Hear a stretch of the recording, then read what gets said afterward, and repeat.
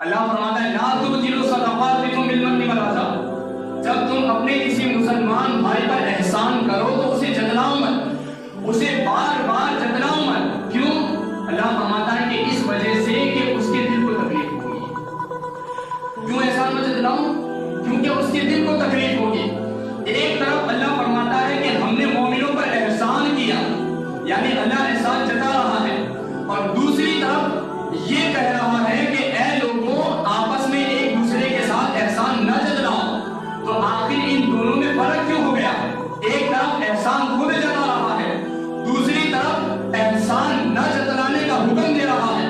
آخر اس کی وجہ کیا ہے؟ تو اس کی وجہ یہ ہے اللہ نے جتنے حکم قرآن کریم کے اندر رکھے ہیں وہ سارے کے سارے بندوں کے لیے رکھے ہیں، وہ سارے کے سارے حکم بندوں کے لیے رکھے ہیں۔ وہ خدا تبارک و تعالیٰ کسی کے حکم کا محتاج نہیں، کسی کے حکم کا پابند نہیں کہ جو کہے اسے وہی کرنا پڑے۔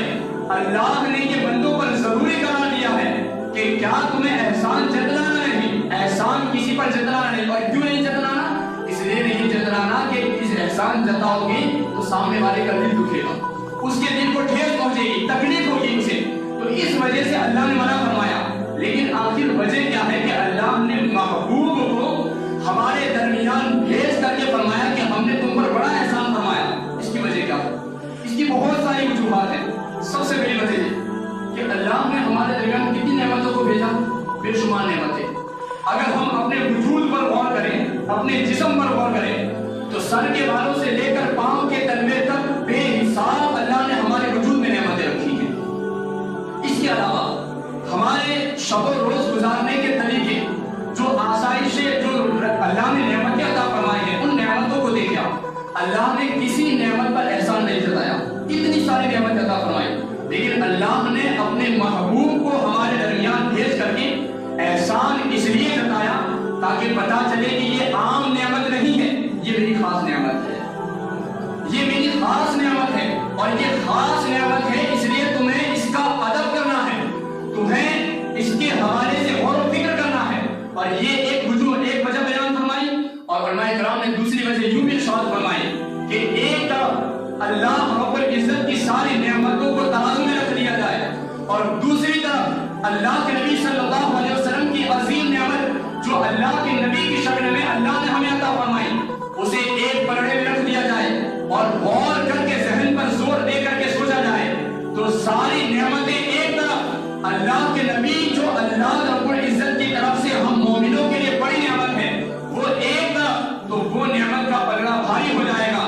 فرمایا کہ اللہ کی یہ نعمت دنیا کی تمام نعمتوں پر بھاری ہے، تو اس وجہ سے اللہ نے احسان جتایا۔ تیسری وجہ علماء کرام فرماتے ہیں کیوں احسان جتایا کہ اللہ نے بے شمار نعمت عطا فرمائی، کہ اگر کسی نعمت کی ناقدری کرو گے، کسی نعمت کی ناشکری کرو گے، تو ہو سکتا ہے اللہ اپنے فضل سے، اپنے رحم سے تمہیں معاف فرما دے، اللہ اپنے رحم و کرم سے تمہیں معافی کا پروانہ عطا کر دے۔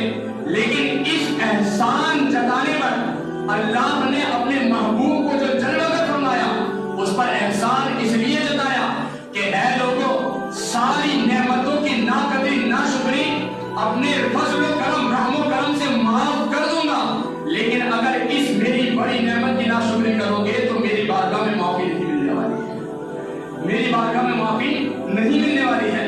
تو ایسے بہت ساری وجوہات کو میں نے پڑھا، لیکن وہ ساری وجوہات بیان کرنے جاؤں گا تو وقت زیادہ چلا جائے گا۔ بس ہمیں یہ سمجھنا ہے کہ اللہ رب العزت کی اس پوری کائنات کے اندر سب سے بڑی وہ نعمت ہے جسے محمد مصطفیٰ کہا جائے، وہ ہمارے نبی صلی اللہ علیہ وسلم کی ذات ہے۔ اب اس نعمت کو ہمیں سنبھالنا ہے، اس نعمت کی ہمیں قدر کرنی ہے، اس نعمت کا ہمیں ادب و احترام کرنا ہے، اور وہ کیسے کرنا ہے؟ وہ اس انداز سے کرنا ہے۔